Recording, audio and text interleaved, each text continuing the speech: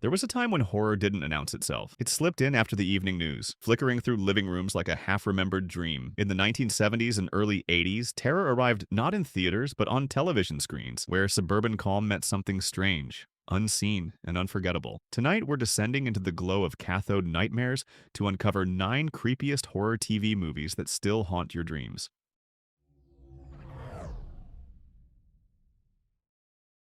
Years before Christine gave us a killer car, the car from 1977 roared across television screens with a demonic precision. Out of the shimmer of heat comes a black shape, a customized Lincoln Continental, its windows tinted to obsidian, its horn blaring like the devil's laughter. There's no driver, no explanation, only a machine with murder in its engine and malice in its design. James Brolin plays Sheriff Wade Parent, a man caught between rational law and supernatural chaos. When the car begins mowing down cyclists, crashing through funerals, and tearing through houses like paper, reason falters. Elliot Silverstein's direction is deliberate and eerie, using the wide Utah landscapes not for freedom but for isolation. The desert becomes a trap. No walls, no shelter, nowhere to hide from the roar of approaching death. There's a satanic simplicity to the car. It asks what happens when evil doesn't wear a face, when it moves on wheels instead of wings. In an age obsessed with machines, this one felt prophetic. A mechanical demon fueled by human arrogance. When the headlights crest the ridge, the ground trembles. The sound isn't thunder. It's something older, something coming straight for you.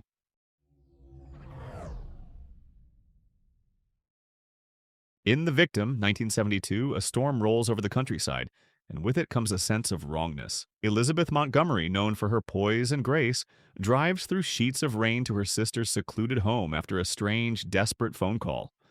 When she arrives, the lights are on, the doors are unlocked, but her sister is gone. Produced by Aaron Spelling and directed by Herschel Doherty, this ABC thriller is built on silence and suggestion. There are no musical cues, no frantic pacing, only the sound of rain, the creak of wood, and the rhythm of a frightened woman's breath. Montgomery carries the entire film with near-wordless intensity, her presence both fragile and determined, as she searches through rooms that feel increasingly unfamiliar. The Victim is television minimalism at its most effective. One actor, one location, one night. The house becomes its own character, watchful, suffocating, and complicit. Every shadow could conceal movement, every reflection could blink back. What makes it enduring is its restraint. In an era when most horror demanded spectacle, The Victim trusted the power of suggestion. It's a story about fear distilled to its essence. A door you shouldn't open, a question you shouldn't ask, and a silence that listens. By dawn, the storm has passed, but something in the house is still waiting for her to notice.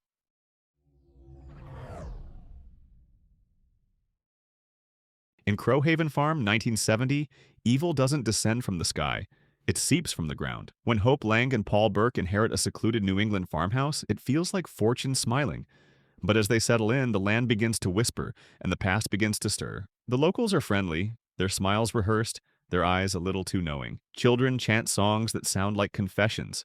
The air feels charged as though centuries of guilt still cling to every tree. Directed by Walter Grauman and produced by Aaron Spelling, Crowhaven Farm stands as one of television's earliest forays into folk horror. A genre defined not by ghosts or monsters, but by time itself. Here, the evil is cyclical, inherited, buried in the roots of the earth and the bloodlines of the living. As the story unfolds, Langa's character begins to experience vivid memories that are not her own. Flashes of a life lived long ago, a betrayal that still demands repayment. There are no jump scares, no overt demons, just a slow, feverish unraveling. The farm becomes a living organism, patient and vengeful. Crowhaven Farm remains haunting because it feels like a forgotten sermon, a warning about what happens when the past decides it isn't finished. Some homes are built for the living, others for the remembered.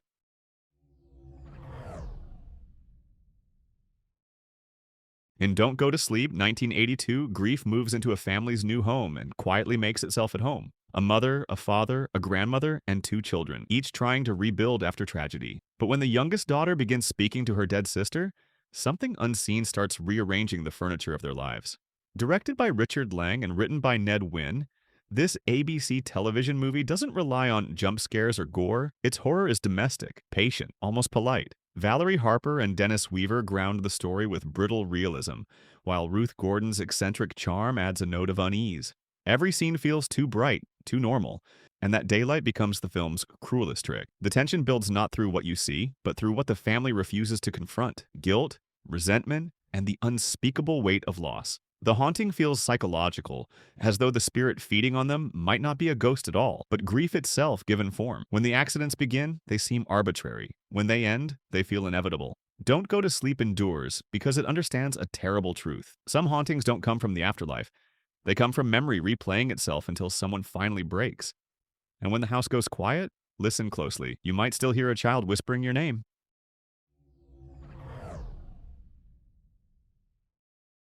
In Bad Ronald, 1974, suburbia hides a secret so unnerving it feels like an urban legend whispered after dark. Scott Jacoby stars as Ronald Wilby, a socially awkward teenager who accidentally kills a neighborhood girl. Terrified and manipulated by his overprotective mother, he retreats into the walls of their home, a hidden room sealed behind plaster and lies. When she dies unexpectedly, a new family moves in, unaware that the boy is still there, listening through vents, watching through pinholes, and building his own world in the dark. Directed by Buzz Kulik, this ABC television film trades gore for claustrophobia. The camera lingers on quiet domestic spaces, staircases, bedrooms, hallways, transforming them into corridors of dread. What makes Bad Ronald so haunting is its plausibility. The idea that someone could be living inches away, unseen, yet completely consumed by your life, is pure nightmare fuel. Beneath the tension lies tragedy.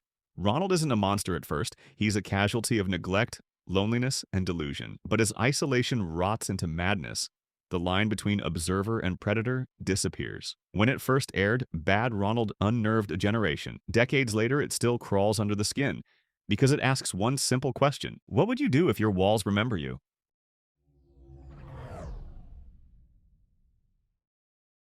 In Dark Night of the Scarecrow, 1981, vengeance doesn't rise from the grave. It grows from the soil. In a nameless southern town, cruelty hides behind Sunday smiles and picket fences. When a gentle, childlike man named Bubba, played with heartbreaking sincerity by Larry Drake, is falsely accused of harming a child, four men hunt him down and kill him in cold blood. They bury their sin under laughter and lies. But the wind in the corn begins to whisper differently. Directed by Frank DeFelitta from J.D. Feigelson's screenplay, this CBS film took the shape of a morality tale told through husks and hay. Charles Durning, unforgettable as the venomous postman, personifies the self-righteous rot of small-town justice. One by one, the guilty meet their ends, but the fear comes not from what they see, it's from what they think they see. A scarecrow standing where none should be, a presence watching from the fields. The harvest itself seems to wait. What makes Dark Night of the Scarecrow so enduring isn't gore or spectacle, but atmosphere.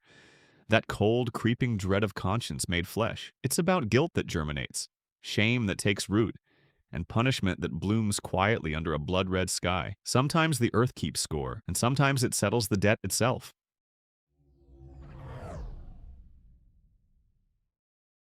In Duel, 1971, the open road becomes a trap with no exit. What begins as an ordinary drive through the California desert turns into a relentless nightmare when traveling salesman David Mann, played by Dennis Weaver, passes a slow-moving truck. That small act of impatience awakens something primal. The massive, rust-eaten semi begins to follow him, first casually, then obsessively, then with unmistakable intent. Directed by a 25-year-old Steven Spielberg and written by Richard Matheson, Duel is lean, precise, and merciless. There is no dialogue with the pursuer, no reason for the chase. Only an ancient hostility given mechanical form. Spielberg shoots the truck like a living thing. Low angles make it seem carnivorous, the camera trembling as it looms into view. The desert sun turns asphalt into a mirage, the heat waves distorting the line between reality and hallucination. What makes Duel extraordinary is its simplicity.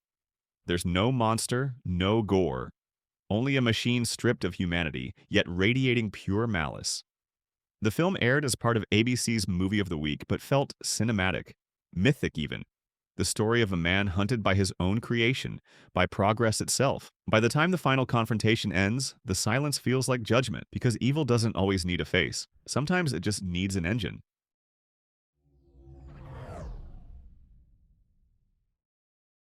In The Night Stalker, 1972, the neon city of Las Vegas pulses with noise, greed, and late-night laughter, a perfect hunting ground for something that doesn't belong. Beneath the glitz, bodies begin to turn up drained of blood. The police are baffled, the press is restless, and only one man dares to suggest the truth. A vampire walks the strip. That man is Carl Kolchak, a cynical, chain-smoking reporter played with manic charm by Darren McGavin. Directed by John Llewellyn Moxey, written by Richard Matheson, and produced by Dan Curtis, This ABC movie fused pulp energy with newsroom realism. Kolchak's narration, part confession, part documentation, gives the story the feel of a found artifact, a diary of disbelief. The horror isn't just supernatural, it's systemic. Bureaucracy hides the truth because monsters are bad for tourism. What made the Night Stalker revolutionary was its credibility. It treated the vampire myth as headline news, blending noir cynicism with gothic terror. The result was magnetic, a broadcast that terrified 30 million viewers and redefined television horror. Kolchak's battle wasn't just with a creature, it was with the institutions that refused to believe him. And when the city lights flicker, you can almost hear his typewriter clacking in the dark, documenting the night the world looked away.